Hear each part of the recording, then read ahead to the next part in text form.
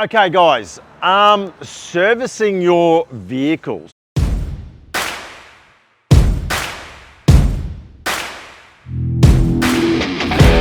Modified vehicles. Now this is not brand specific. It doesn't matter whether it's a Toyota, a Ram, a Ford. It's irrelevant on the vehicle itself. What we're seeing a lot of, and I've spoken to a lot of manufacturers in that modified vehicle space, and we're all seeing the same problems constantly creep up. The problem is it's the end consumer that ends up being left in high and dry or in the lurch, and sometimes it's just misunderstanding or their lack of comprehension, and also too the lack of information provided to them by the person that's servicing their car or providing the service for their car.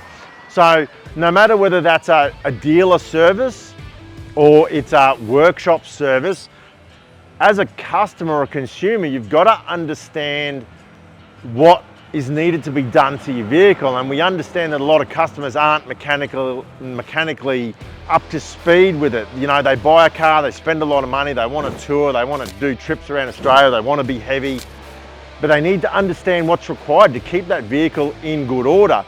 So no matter whether it's a dealer service or you're using an independent service agent, which you don't have to use dealer servicing, you are well within your rights to use an independent.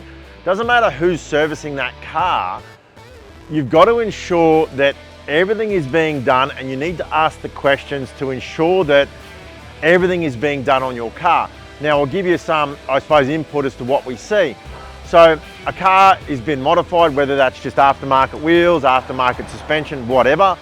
The dealer service will take the car on. Now they will go, hey, I've got a cap price service, whatever.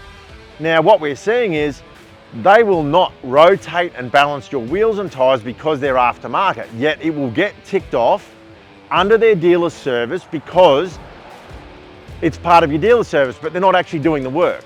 The customer now is under the assumption that they got a dealer service and the work has been done. And this is happening more and more all the time. The other one is you need to tell the dealer what you've been doing with that car or what you intend to do with it. So extreme servicing. So guys are going and saying, hey, I've been up the Cape and I've come back, and they put it in for a basic service. No, that car needs a full major service. That's diff oils, engine oil, transfer oil, wheel bearings greased, the whole box and dice, because it's been doing hard work. Now we go to the other side of the coin where we're GVM Upgrade, so we're heavier, bigger tyres, so there's more load, different suspension, heavier tail shafts, all those sorts of things. Everything still needs to be serviced properly. Now, the dealers and the service agents, you need to ask them, are they doing all the components on your car and servicing them? Are they rotating your wheels and tyres and balancing them? Are they greasing all the parts? And I'll use an example. We had a customer in the other day, had a tail shaft failure based on a uni joint. Now, doesn't matter whether it's a standard uni joint or a heavier uni joint, if that uni joint is not greased, it will fail.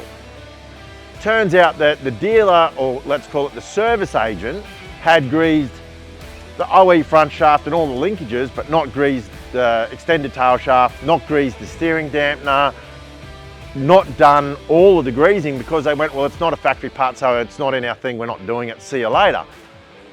Had the customer have got that information to say that, hey, we've done your service, but we're not touching your OEM parts, and his wheels and tyres weren't balanced as well, which now, you know, wheels and tyres are chopping out because they're not getting rotated.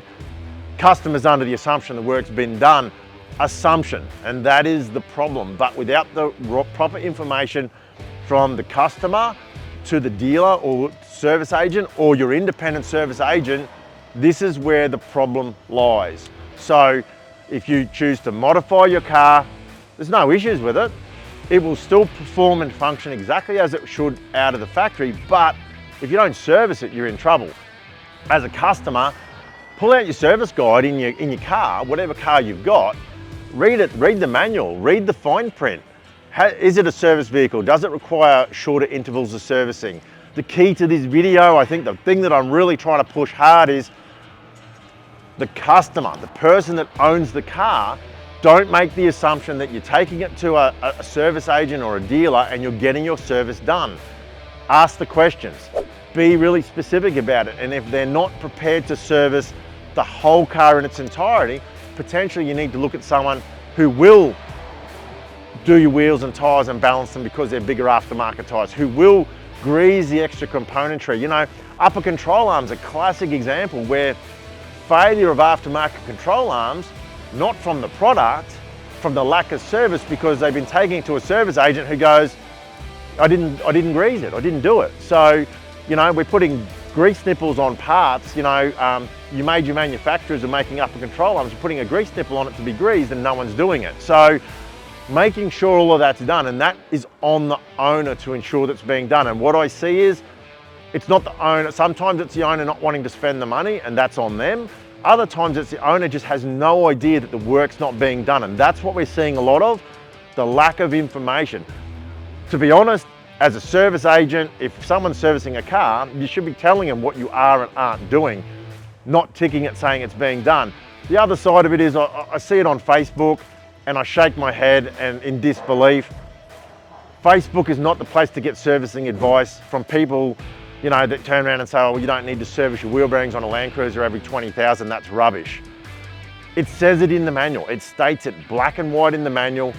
It's got to be done, and people aren't doing it. And problems come from lack of servicing. And if you do your service, your oil changes, gearbox, you know, engines, if you're working your engine hard, you're towing, you're doing all that stuff, increase your service intervals, you will not have problems. So, end of my rant, but I just find it's so predominant right now and has been across, and everybody in the industry talks about it, where the servicing's not getting done properly and people are going, but you know, I paid for it and I'm not getting it. So it's up to you to ask those questions. So look, if you've got any other questions for us, you can always shoot us a message or contact our office or one of our installers, and we can try and help you out.